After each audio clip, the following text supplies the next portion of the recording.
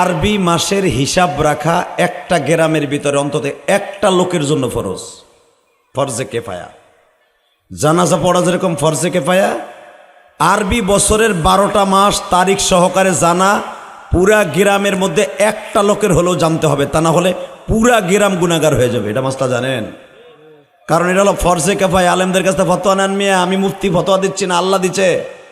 কারণ আরবি মাস আমার আল্লাহর নিজের প্রেরিত মাস।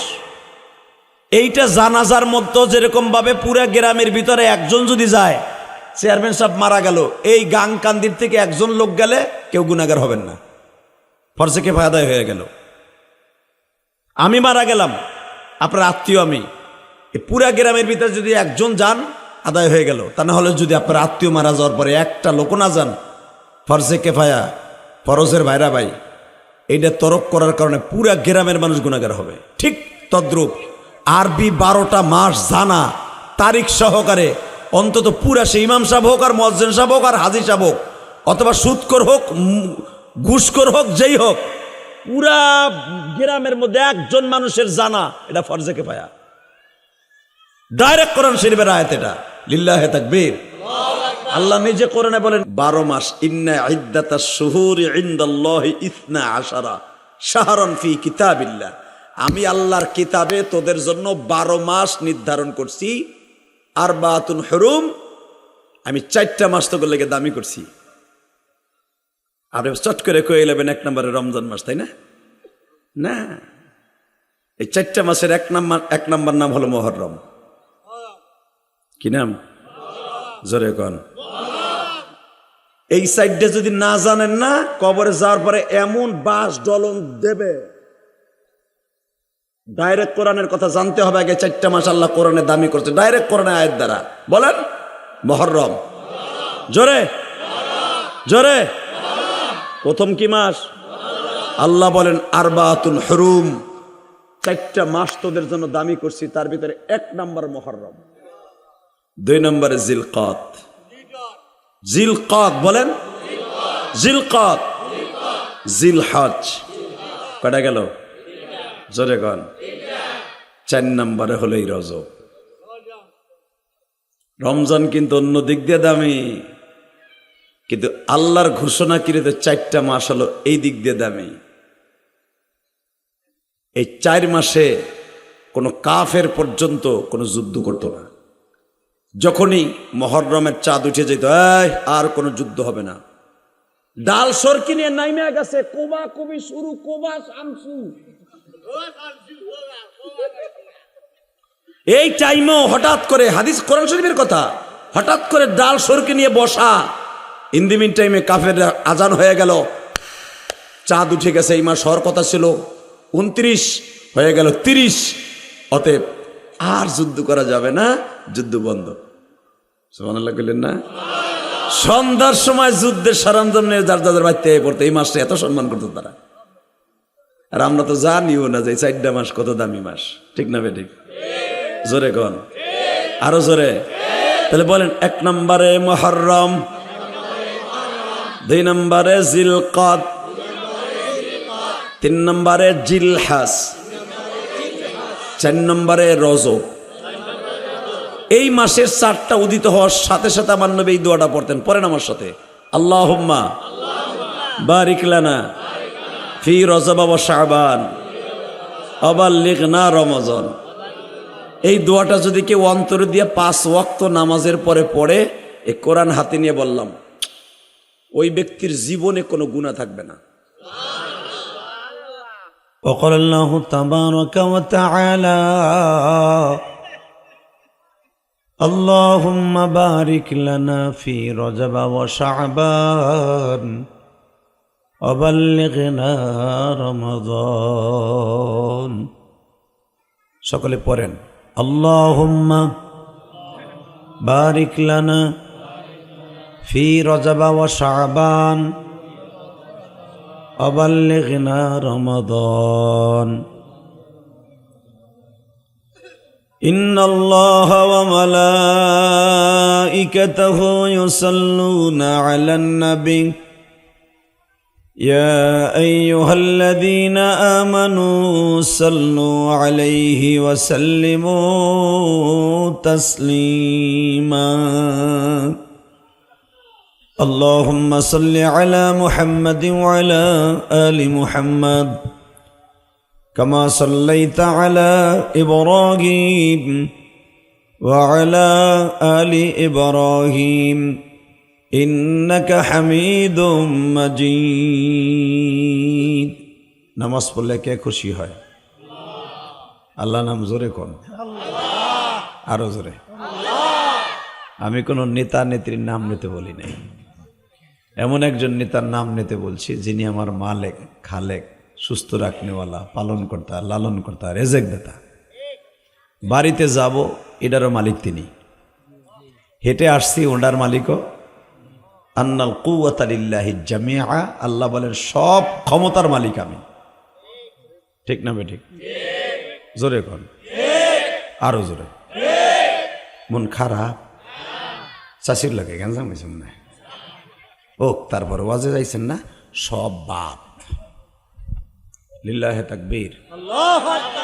শোনেন, একটা ট্যাবলেট খাওয়াই দিয়ে যাই। আর জীবনে আসি বা না আসি, বহুত কষ্ট করে আমারে পাইছেন। ওই বেটা ইমাম বুঝে যে আমার আনতে কত তেল বেরিয়েছে। আপনি ভাইবেন না যে আপনার এলাকার ছেলে বেদায় আমার আনা খুব সহজ। এই যে আপনারা আগের বক্তা ওয়াজ করে গেল, এই একটা প্রোগ্রামের জন্য বহুত দিন করছে, আমি মিলাইতে পারি নাই। হ্যাঁ, এই যে দ্বিতীয় বক্তা যিনি ওয়াজ করে গেলেন, খুব ভালো বয়ান করছেন, আলহামদুলিল্লাহ বলেন।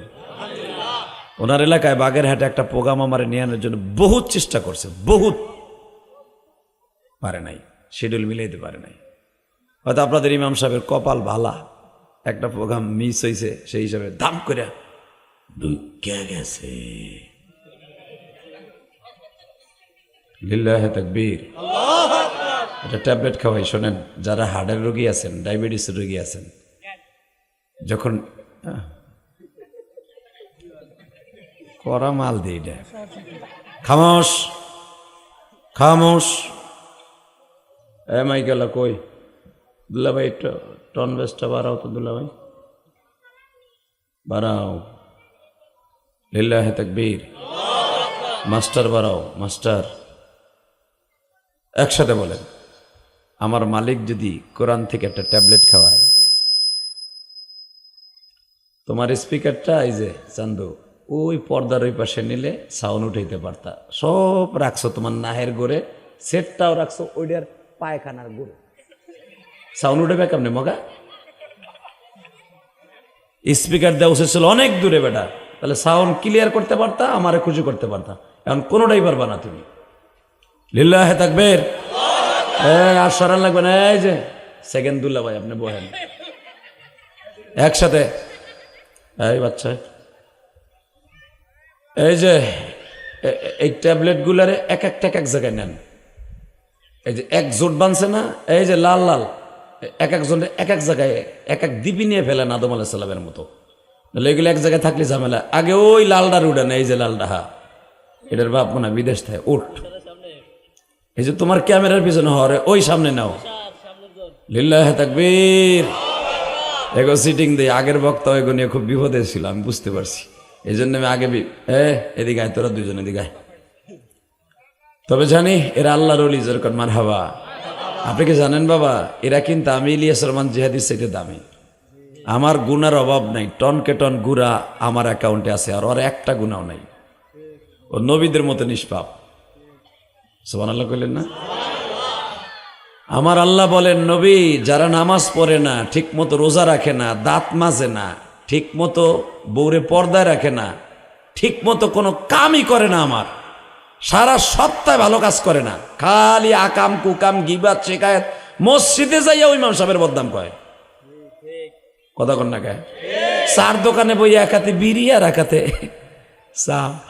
চা খায়, আর মানুষের বদনাম কয়। কথা কন না কে? কয় ওইবারে হজ করে আইছিল, এখনো আইল কার্ডে বলে না। যদি আপনার সাহস থাকে, আইল কার্ডা গুনাহ, এটা তার সামনে বলবেন। তার অগোচরে বলা কত বড় মস্ত বড় গুনাহ জানেন? নিজের আপন ভাইয়ের গোশত আপনার থেকে কাইটে নিয়ে নিজে পাক করে খাইলে যেই গুনাহ, গিবাত বলে সেই গুনাহ। মরা ভাই মরা মা বাপের গোস্ত খাইলে যে গুনাহ, সেই গুনাহ হলো একটা গিবাত বলা। এটা তো আমরা একবারও খেয়াল করি না। চার দোকানে বইয়া তো আজান দিয়া মানুষের গিবাত কইতি তাই বুঝবেন চাচা। আজকে আমার কথা তো ভালো লাগবে না, যেদিন ওই যে গদের মধ্যে খুশিয়া থুই আইব না সেদিন বুঝবেন। সেদিনও হয় না আপনার কোনো বাপও নাই, দুলাভাইও নাই যে আপনার মায়ের ফিরাইব। কথা কর না কেন? অতএব একসাথে বলেন, সর্বময় ক্ষমতার মালিককে। এখানে আসার তৌফিক কে দিছেন? যাইবার তৌফিক কে দিবেন? ওই আল্লাহর প্রশংসা বলেন তো দেখি আলহামদুলিল্লাহ। আলোচনা যত সময় চলবে আপনি আছেন না ইনশাল্লাহ? আল্লাহ সবাইরে কবুল করেন, জোরে কোন আমিন। আল্লাহ গাংকান্দি শাখার পাঠ বাইতুল আমান বড় জামে মসজিদ ও মহিলা মাদ্রাসা পক্ষে এলাকাবাসীর উদ্যোগে 31শে ডিসেম্বর 2025 আজকে বিদায়। আর মাত্র 3টা ঘন্টা পরে, জাস্ট 3 ঘন্টা। এখন বাজে 9টা, আমার ঘড়িতে 2 মিনিট। ঠিক পাক্কা 3 ঘন্টা পরে 2025 বিদায়। আপনার আমার জীবনে আর কোনোদিন 2025 আসবে না। 26 সাল শুরু হয়ে যাবে 3 ঘন্টা পরে। আমাদের কপাল আজকে এতই ভালো যে আমাদের একটা বছর বিদায়ের সময় চোখের পানি দিয়ে বিদায় দেব ইনশাল্লাহ। বলেন সারাটা বছর আমরা যা করছি না করছি, আল্লাহ শেষ ভালো যার, সব ভালো তার। আজকে বেগম খালেদা জিয়াকে দাফন করা হলো। লক্ষ লক্ষ মানুষের চোখের পানি নিয়ে বিদায় নিল সে। রাজকীয়ভাবে তাকে বিদায় দিছে। তার জীবনে কি করছে না করছে আমি জানি না, তবে তার জীবনে যদি কোনো ভালো কাজ করে থাকে তার ওসিলায় আজকে বাইতুল মোকাররমের বাংলাদেশের অদ্বিতীয় আলেম, বাংলাদেশে আব্দুল মালেক সাহেবের মতো বড় আলেম এবং বড় অলি বর্তমানে কেউ নেই। আপনারা হয়তো তার সম্পর্কে জানেন না, আলেম ওলামা জানে। আব্দুল মালেক এশিয়া মহাদেশের মধ্যে 5 জন আলেমের মধ্যে একজন, পুরা এশিয়া মহাদেশের মধ্যে। সে বাইতুল মোকাররমের খতিব। আজকে তার জানাজা পড়ছে। লিল্লাহে তাকবীর। পিছনের লেডিসের গোষ্ঠী কথা কয়, লেডিসগুলি মুহে তালা মারো, নাহলে পিডে এখন তো বাড়ি ঘরে শুদ্ধা বোলাপান পিডানের লেগে বাইর করে দেবো। লেডিস গুলো দেনা শুরু করছে কি, বাপ রে বাপ, গাজীর গিল শুরু করছে। এটি মহিলা প্যান্ডেলকে পিছনে মহিলা মাদ্রাসা মুখের কষ্টেপ লাগাইতে করেন যে করা জিনিস আইছে। কিন্তু আজকে তোকে দুইব কঠিন দোয়া, স্বামীটারে বিদেশ তুই তুই কথা কস বড় দেখো না মুগি। লিল্লাহে তাকবীর। আরে সাহার পারে বলাবান তো, শাখার পারে বলাবান, শঙ্করদি, মস্তাপুর, পাঠানকান্দি, ইসুপুর, এগুলো তো আমার হাতের মোয়া। কারণ বড়ই তো হয়েছে এখানে মেয়া। কি ভাবেন আপনি? আমার সারাটা জীবন কাটাইছি শাকারবার, গাংকান্দি, উত্তরকান্দি, পশ্চিমকান্দি, সির নদী, এগুলো সব আমার পায়ের নিচে। কি ভাবেন আপনি আমারে? আমি তো ঢাকায় হন বাড়ি গাড়ি করছি দিয়ে কি ঢাকায় হয়ে গেছি না?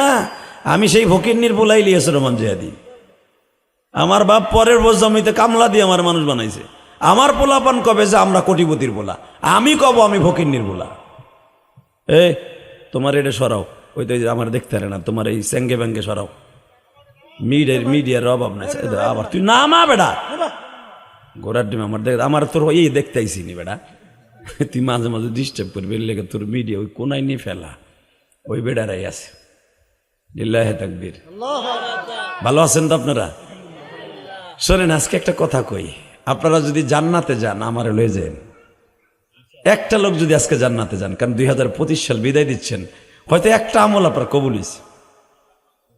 তা না আপনাদের ওয়াজটা আজকে হবে এটা কল্পনার বাইরে ছিল। আমার আজকের প্রোগ্রাম ছিল অনেক দূরে, আজকে এটা আমার এলাকায় হবে আমি কল্পনা করি নাই। আমি চাই এখানে একজন না একজন রক্তের সম্পর্ক আমার এখানে আছে, একজন না একজন আত্মীয় আছে, হয়তো তার সাথে রব্বে কারিম আমার জান্নাতে কোনো জায়গায় মিলাই দিবে, আমার সাথে হয়তো তারে আল্লাহ মিলাই দিবে। এই জন্য আল্লাহ হয়তো 31 তারিখ এখানে রেখে দিয়েছেন। বলেন তো আলহামদুলিল্লাহ, বলেন তো আল্লাহ আকবার, বলেন তো সুবহানাল্লাহ। আজকের মাহফিলে যিনি সভাপতি, আপনাদের অত্যন্ত প্রিয় মানুষ, ইসুফপুর ইউনিয়নের সম্মানিত চেয়ারম্যান। এই লোকটা অনেক ভালো মানুষ, তা আমি একে অনেক আগের থেকে চিনি, কারণ আমার জীবনটা ইসুফপুরে কাটাইছি। 1-2 বছর না, 20 থেকে 25 বছর আমি ইসুপুর কাটাইছি। এখানে আমার কলিজার টুকরা খালা বেঁচে ছিলেন, আজকে নাই, আমার সেই দরদি চলে গেছে। ইসুফপুর ইউনিয়নের সম্মানিত চেয়ারম্যান জনাব মোহাম্মদ মোশাররফ হোসেন মোল্লা, আমার অনেক দিনের পরিচিত মানুষ। ওনাকে আমি চিনতাম, উনি আমাকে চিনত না, আজকে হয়তো চিনবে। যেরকম আমিন। আজকের মাহফিলের দ্বিতীয় বক্তা গাজী বাইজিদ হুসাইন আনসারি অত্যন্ত সুন্দর ওয়াজ করেছেন।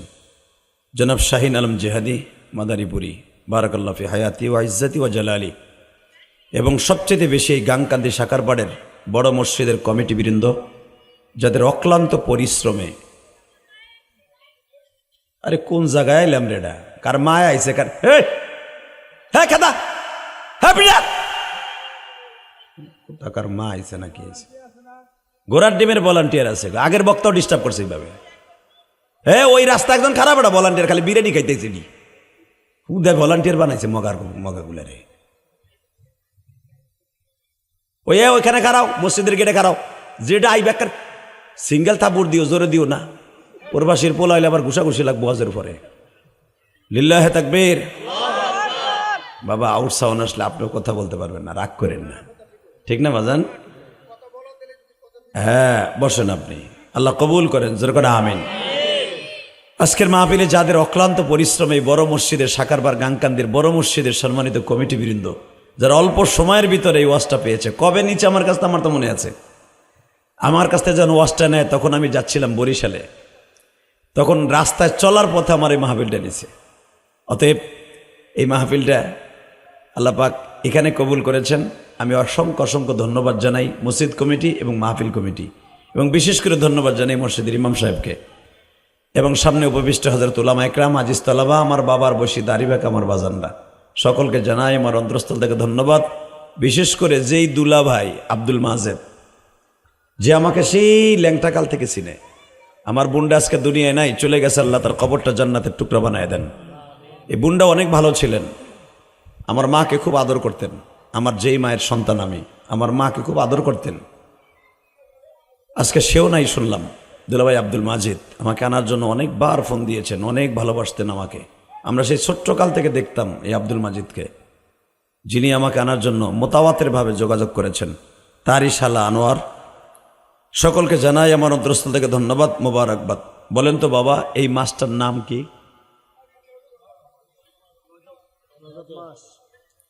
বু লোক ছোটটুকু একটা কইয়া ওড়েন দেই কি পারেন। মাশাআল্লাহ মাশাআল্লাহ মাশাআল্লাহ, জাযাকাল্লাহ। এটা কি আপনি জানেন যে আরবি মাসের হিসাব রাখা একটা গ্রামের ভিতরে অন্তত একটা লোকের জন্য ফরজ, ফরজে কেফায়া। জানাজা পড়া যেরকম ফরজে কেফায়া, আরবি বছরের 12টা মাস তারিখ সহকারে জানা পুরা গ্রামের মধ্যে একটা লোকের হলেও জানতে হবে, তা না হলে পুরা গ্রাম গুনাহগার হয়ে যাবে। এটা মাসটা জানেন? কারণ এটা হলো ফরজে কেফায়া। আলেমদের কাছে ফতোয়া নেন মিয়া, আমি মুফতি ফতোয়া দিচ্ছি না, আল্লাহ দিচ্ছে। কারণ আরবি মাস আমার আল্লাহর নিজের প্রেরিত মাস। এইটা জানাজার মধ্যে যেরকম ভাবে পুরা গ্রামের ভিতরে একজন যদি যায়, চেয়ারম্যান সাহেব মারা গেল, এই গাংকান্দির থেকে একজন লোক গেলে কেউ গুনাহগার হবেন না, ফরজে কেফায়া আদায় হয়ে গেল। আমি মারা গেলাম, আপনার আত্মীয় আমি, এই পুরা গ্রামের ভিতরে যদি একজন যান আদায় হয়ে গেল। তা না হলে যদি আপনার আত্মীয় মারা যাওয়ার পরে একটা লোক না যান, ফরজে কেফায়া, ফরজের ভাইরা ভাই, এইটা তরক করার কারণে পুরা গ্রামের মানুষ গুনাহগার হবে। ঠিক তদ্রূপ আরবি 12টা মাস জানা তারিখ সহকারে অন্তত পুরা সে ইমাম সাহেব হোক, আর মুয়াজ্জিন সাহেব হোক, আর হাজী সাহেব হোক, অথবা সুদখোর হোক, ঘুষখোর হোক, যেই হোক, পুরা গ্রামের মধ্যে একজন মানুষের জানা এটা ফরজে কেফায়া। ডাইরেক্ট কোরআন শরীফের আয়াত এটা। লিল্লাহি তাকবীর। আল্লাহ নিজে কোরআনে বলেন, ইন্না ইদ্দাতাশ শুহুরি ইনদাল্লাহি 12 শাহরান, 12 মাস আমি তোদের জন্য বছর নির্ধারণ করছি। আরবাতুন হুরুম, 4টা মাসকে দামি করছি। কয়টা? জোরে কন, আরো জোরে, জোর হলো না। মাফলা কোলো চান্দু চাচা, মুখ দিয়ে বাইরেই না, আবার ধ্যান গ্যাঞ্জাম লাগাই দেন সকালবেলা, কি লাগে বক্তার টান ছিল আমারে বাস দিতে, আবার বংশের লোকের বাস দিতে, এগুলো কই বাবার দেখবেন। কিন্তু ওয়াজাই একবারে বুতুম পেশার মতো বয়ে থাকবো। হালাকে এটা জান্নাতের বাগান, কথা কবেন আল্লাহ রাব্বুল আলামিন এখান থেকে উঠাই আপনারে কোনোদিন জাহান্নামে নিবে না। কারণ আমার নবীর ঘোষণাকৃত এটা জান্নাতের বাগান, যত সময় আমি মোনাজাত না করব। আমার মোনাজাত শেষ, ফেরেশতারা চলে যাবে এই ময়দান থেকে, আর জান্নাতের বাগান থাকবে না। অতএব এখন দিলটা নরম করবেন। খবরদার, পর্দার এই পেশে বাচ্চাদের কথা হয়, ছোট ছোট বাচ্চাগুলো বড়দের কাছাকাছি নিয়ে যান, ভালো হবে। আলহামদুলিল্লাহ বলেন। ডিস্টার্ব করবে না বাজান। সোনা পাখি তোমরা অনেক ভালো, কোনো কথা কইবে না। তোকে সুবহানাল্লাহ কওয়ারও দরকার নেই, বুড়াগুলা কো, তোরা বাইসে থাকলে বহুত কুতি পারবি। তোকে এই বয়সে কওয়ারই দরকার নেই, তোকে লাগবো না সুবহানাল্লাহ, হ্যাঁ লাগবো। লিল্লাহি তাকবীর। তারপরও কয় তোকে, তোরা কস না, ফেরেশতারা কুরুত দিয়ে কয় আমি জানি, তোরা নিষ্পাপ, তোকে সওয়াব না লাগলো তোর মা বাবাকে লাগবো। তোমরা কইবা না, আসতে কইবা, হ্যাঁ ইনশাল্লাহ। তাকানে দিকে তাহলে ফরজে কিফায়া আল্লাহ বলেন 12 মাস। ইন্না ইদ্দাতাশ শুহুরি ইনদাল্লাহি 12 শাহরান ফি কিতাবিল্লাহ। আমি আল্লাহর কিতাবে তোদের জন্য 12 মাস নির্ধারণ করছি।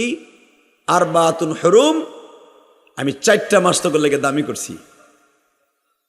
আপনি চট করে কয়ে এলেবেন 1 নম্বরে রমজান মাস, তাই না? না, এই 4টা মাসের 1 নম্বর নাম হলো মুহররম। কি নাম? জোরে কোন। এই সাইডটা যদি না জানেন না, কবরে যাওয়ার পরে এমন বাস ডলন দেবে। ডাইরেক্ট কোরআনের কথা জানতে হবে আগে। 4টা মাস আল্লাহ কোরআনে দামি করছে, ডাইরেক্ট কোরআনে আয়াত দ্বারা। বলেন মুহররম। জোরে জোরে। প্রথম কি মাস? আল্লাহ বলেন আরবাতুল হুরুম, 4টা মাস তোদের জন্য দামি করছি, তার ভিতরে 1 নম্বর মুহররম, 2 নম্বরে জিলকাত। জিলকাত বলেন, জিলকাত, জিলহজ। কটা গেল? জোরে কোন। 4 নম্বরে হলো এই রজব। রমজান কিন্তু অন্য দিক দিয়ে দামি, কিন্তু আল্লাহর ঘোষণা কৃত 4টা মাস হলো এই দিক দিয়ে দামি। এই 4 মাসে কোনো কাফের পর্যন্ত কোনো যুদ্ধ করতো না। যখনই মুহররমের চাঁদ উঠে যেত, আর কোনো যুদ্ধ হবে না।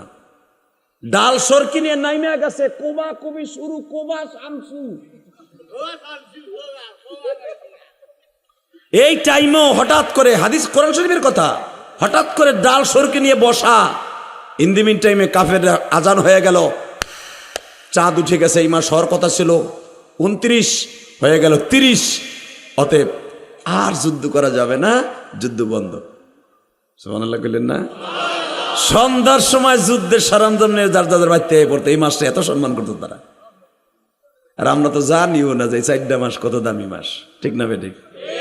জোরে কোন, আরো জোরে। তাহলে বলেন 1 নম্বরে মুহররম, 2 নম্বরে জিলকাত, 3 নম্বরে জিলহজ, 4 নম্বরে রজব। এই মাসের 4টা উদিত হওয়ার সাথে সাথে আমার নবী এই দোয়াটা পড়তেন। পড়েন আমার সাথে, আল্লাহুম্মা বারিক লানা ফি রজব ওয়া শাবান ওয়া বাল্লিগনা রমজান। এই দোয়াটা যদি কেউ অন্তরে দিয়ে 5 ওয়াক্ত নামাজের পরে পড়ে, এই কোরআন হাতে নিয়ে বললাম, ওই ব্যক্তির জীবনে কোনো গুনাহ থাকবে না। যেই পরিমাণ সুবহানাল্লাহ জোরে হওয়া উচিত ছিল, আল্লাহ খুশি না, আমিও খুশি না। এত দামি একটা কথা। আর একটা দামি কথা শুনি, শোনেন। কেউ যদি এই দোয়াটা জীবনে 5 ওয়াক্ত নামাজে চাঁদ উদিত হওয়ার পরে রজব মাসে পড়ে, রমজান মাস পর্যন্ত, আল্লাহ তাকে 1 বছরের হায়াত বাড়াই দিবে। আল্লাহর ওয়াদা, 1 বছরের হায়াত বাড়াবে। ও চাচা, হায়াত বাড়ানোর লাগে কত চেষ্টা করো, বাইসে থাকার লাগে সিঙ্গাপুর পর্যন্ত যাও ব্যাটারি পাল্টাইতে। কথা কর না কে? ডাক্তার বলে দিয়েছে ব্যাটারির দুর্ডা অকার্য, কিডনি একটাও নাই, ডায়ালিসিস করে বাঁচতে হবে যতদিন বাঁচবেন। প্লাস্টিকের ব্যাটারি লাগাই দেয়, হার্ট প্লাস্টিকের, নারী বুড়ি প্লাস্টিকের, তারপরে বাইসে থাকতে হবে। কথা কর না কেন? চোখ নাই, নষ্ট হয়ে গেছে, বাল্ব শেষ, বহুত ইউজ করছেন, বাল্ব নাই, বাল্ব ইউজ, কানা।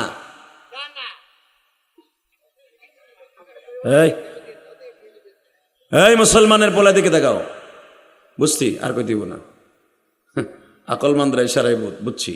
আল্লাহর হেফাজত করুক দরকার, আমিন। আল্লাহ তুমি আর অলি বানায় দাও, আল্লাহরে তুমি সুস্থ করে দাও, আল্লাহ আমাদের মতো স্বাভাবিক বানায় দাও। ও যদি আমার মতো স্বাভাবিক হতো, আমার সাথে কত সুন্দর চেহারা, আমার বোঝা শেষ। কারণ ওয়াজ তো আর 1 বছর দিবের করি না, 26 বছর শেষ হয়ে যাবে আর 3 ঘন্টা পরে, 27 বছরে পড়বে। আলহামদুলিল্লাহ বলেন। তাকান এদিকে।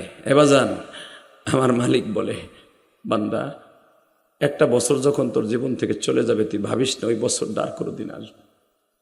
আমার এই বাজানের যখন মুখে দাড়ি ছিল না, এলাকার সর্দার ছিল, লাঠি খেলার সর্দার, গানের সর্দার, হাডুডুর সর্দার, ফুটবল খেলার সর্দার, তার সামনে তার কাছ থেকে তার পার থেকে বল কেউ নিতে পারতো না। চেয়ারম্যান সাহেব যখন হাডুডুরে নামতো, খেলায় নামতো, এ সমস্ত মানুষগুলা তাদের পার থেকে কেউ বল নিতে পারতো না। মাতবাড়ি সর্দারি এমনভাবে করতো, সে কোনো বিচারে গেলে মানুষ পাগল হয়ে যেত, ভয়তে কাঁপতো। এই মুখে দাড়ি ছিল না, আজকে কালো কালো করা সোডার মতো দাড়ি হইল, কে দিল কে জানি।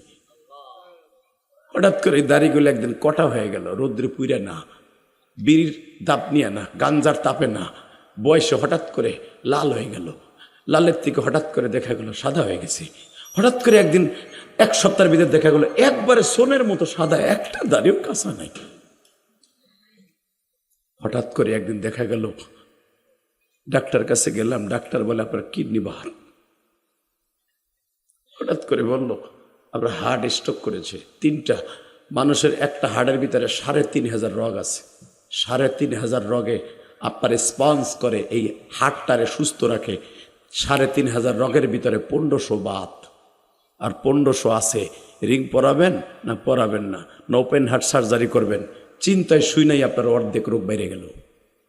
আল্লাহ কোন সময় কি হইল? আল্লাহ আল্লাহ পোলাডারে কেবল ইটালি পাঠাইলাম, বেতনও শুরু হয় নাই, এর ভিতরে স্ট্রোক করব। আল্লাহ আল্লাহ আল্লাহ, তাহলে কি আমার হায়াতে জিন্দিগি শেষ? আল্লাহ বলেন, বান্দা এইভাবে তোরে নিয়ে আসবো, তুই ঠিকও পাবি না। কিন্তু এমন একটা দিন আসবে, এখন কানবেন, কারো চোখে যেন পানি না জমে, এমন কোনো বাবাজি যেন না পাই। বাস্তব কথাগুলো আপনাদের সাথে মিলাই বলতেছি।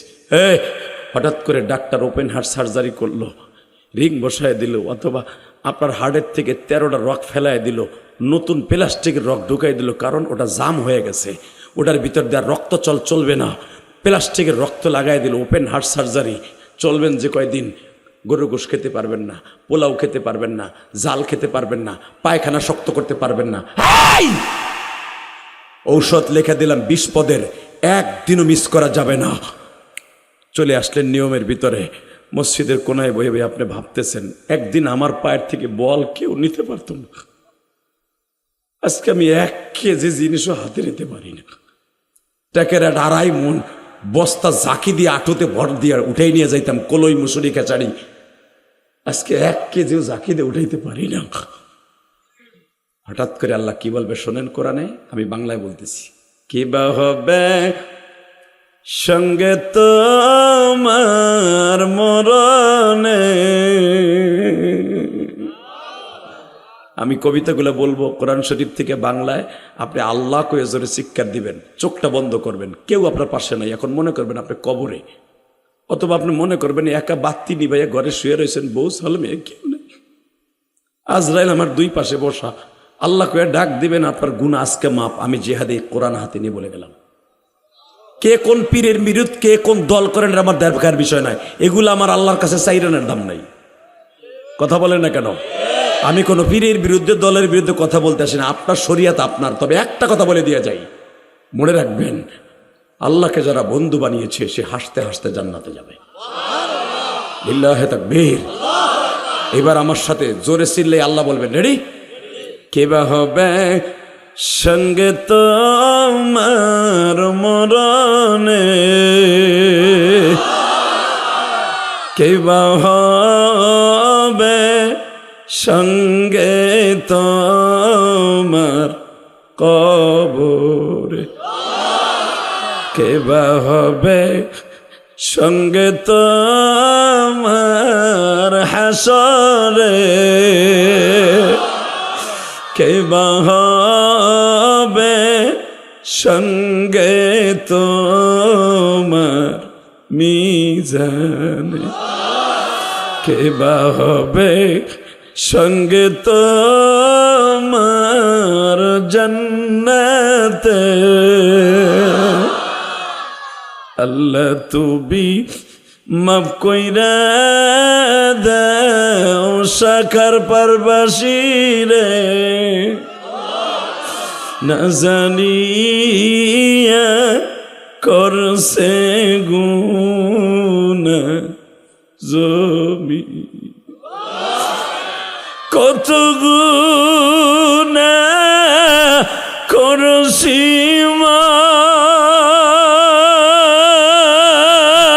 মাওলা জীবনে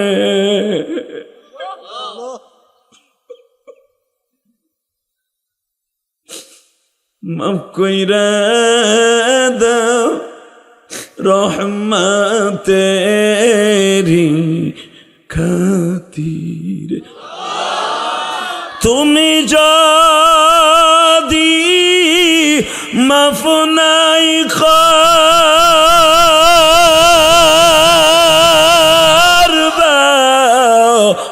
বান্দারে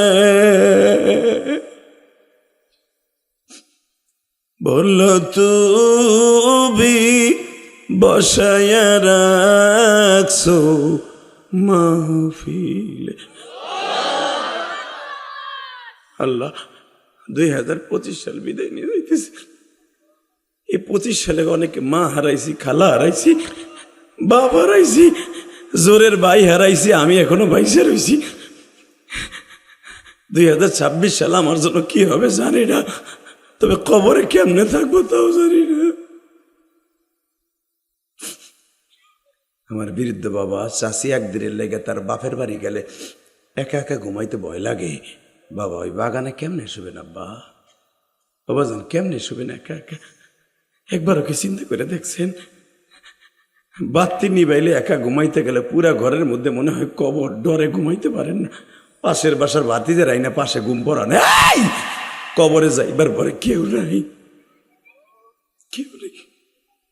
একা জানলা নাই দরজা নাই বাতি নাই কিচ্ছু নাই বাবা এগুলা সব সাথে নিয়ে যাইতে হইব লিল্লাহে তাকবীর লিল্লাহে তাকবীর লিল্লাহে তাকবীর বাবা 1 নম্বরে আপনার বাতি হলো নামাজ 5 ওয়াক্ত নামাজ যে ভক্ত 5 ওয়াক্ত নামাজ ঠিক মতো পড়বেন কবরের লাইট আল্লাহ নিজে আগে লাগায় রেখে দেব বাবা রোজা হলো আপনার কবরের বিষ না বাবা 30টা রোজা রাখছেন সারাটা জীবন রব্বে কারিম কি করবে জানেন আপনি যাওয়ার সাথে সাথে দেখবেন খেতা বালি সব রেডি